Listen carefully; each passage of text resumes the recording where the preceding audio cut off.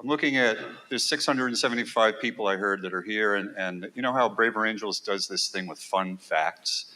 So every one of us is like a walking encyclopedia of fun facts, and it would be amazing to get all of your fun facts. I'm just going to share one with you, which is, as April said, I work at ACTA. And as you can see, I have a blue lanyard on today. At ACTA, if all my ACTA staff colleagues were here, there are about 30 or 35 of them, they'd all be wearing red ones. So I am living the Braver Angels' dream. All right. And I mean that in all seriousness because I love my ACTA colleagues. We're very close, and it's been the gift of my life to be somehow mysteriously entered into this process of developing a program with April and Manu and Ross and BridgeUSA and my ACTA colleagues. So what I want to show you now for the next couple of minutes, I'm going to show you something that usually takes 30, 45 minutes at least, and I'm going to fly through it really quickly because this is a plenary and I don't want to bog you down with too much information. But basically, our program was born in ACTA's conference room when Jonathan Rauch and David Blankenhorn made visits to us and started talking about what then was called Better Angels. Remember that?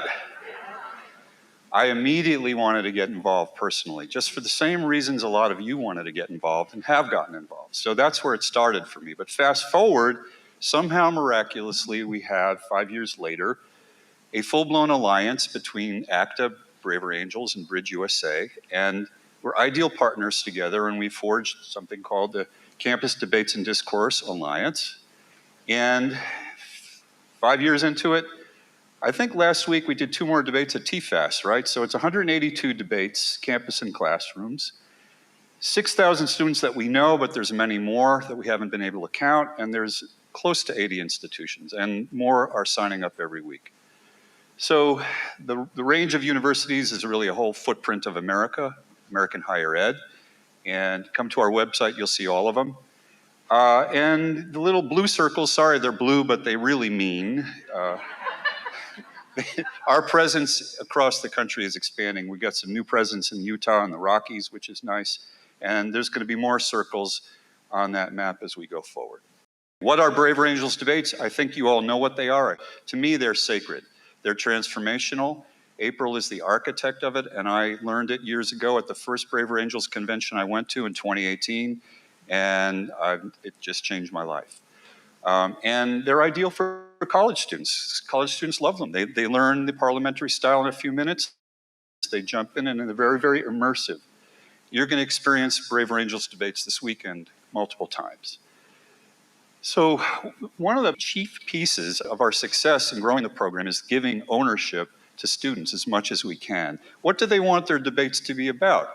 How can we organize? Can we get some of them to stand up as opening speakers, etc.?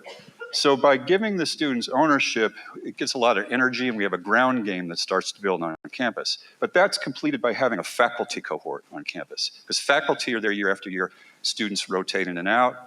And but that's the nucleus that we build around when we have a little team on campus of faculty leaders and student leaders together. Now, campus debates, that's one form that our program is taking shape. And so a campus debate is organized with students, and we've done many, many of them. A lot of them are face-to-face, some of them are live. They're basically wonderful. The students just jump in, they ask questions, they make speeches. There's very little pauses or silences, and each one has its own flavor and character depending on the college community we're working with. And they're equally effective on Zoom. During the pandemic, I thought our program was going to have to hibernate, but instead it grew exponentially because colleges and universities pivoted to online learning overnight across the entire country. So they started calling us up and said, can we do Braver Angels workshops and debates online? We learned how to do that. We partnered with the National Braver Angels team, and we figured out a way to be very nimble about it, and we've done 60 or 70 of these on the college front, and they're wonderful. So let me take you through the month of March and April this past semester. I'm just going to show you 5 or 6 slides, but we did about, I think, 15 debates during that time. I was on the road a lot. Sadie, my partner, was at ACTA was on the road. April was on the road. We were all over the country doing debates on campuses. So this is UNC Greensboro.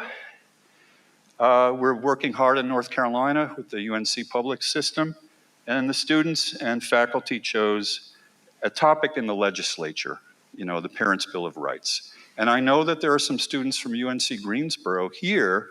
Stand up if you're here. Anybody? All right. Let's hear it for them.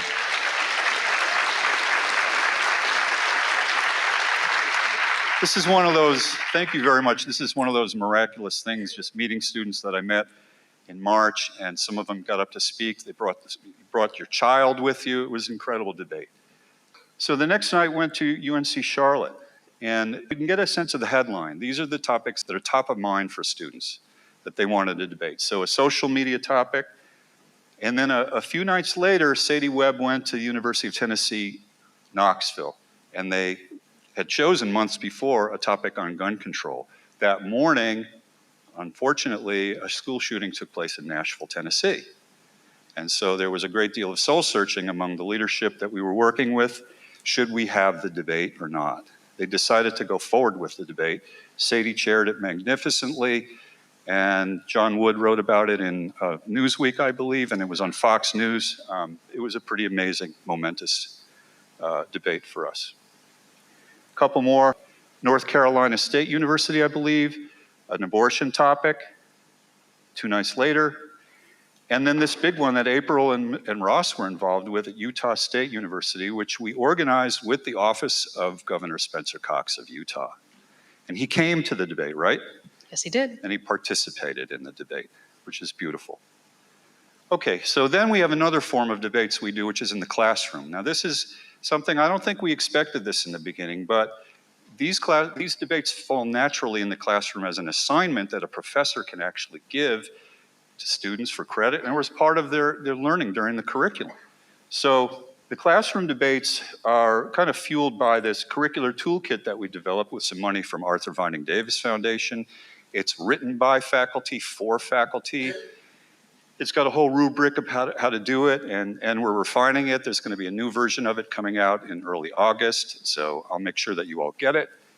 And basically, it's kind of plug and play. It doesn't matter what subject you're teaching.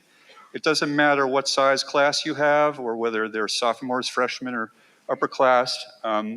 It's very, very malleable.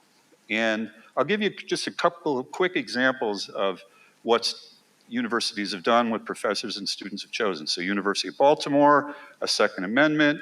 Cornell University, a science professor, ethical question about genetic engineering. Duke University, a great partner of ours, social media as a threat to democracy or not.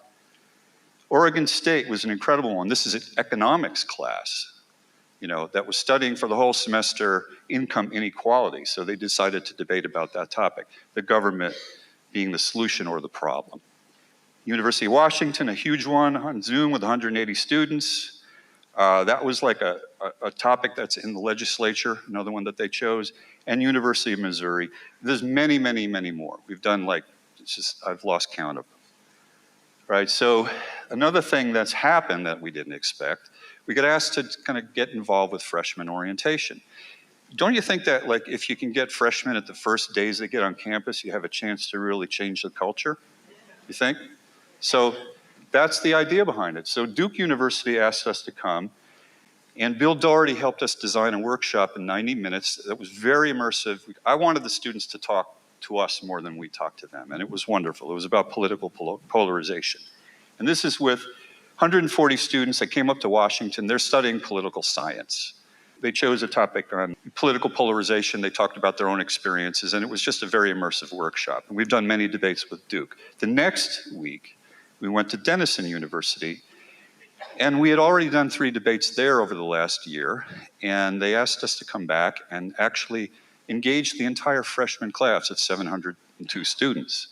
So April and I and Luke divided ourselves into 3 auditoriums, and we chaired debates on the same free speech topic. And the thing that kept me up at night was, we have opening speakers, we have faculty, they're going to be the spark plugs that bring these debates to life, but you've got basically 700 kids coming in from high school, second day on campus. Are they going to talk in the debate, or are they going to sit there like potted plants?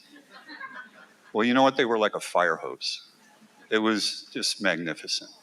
And that was very gratifying. So we actually found, like weeks later, we got an email from a professor saying, you know, the freshmen in my class are standing up, sharing their political and social viewpoints. This never happened before, you know? So that's what we're going for.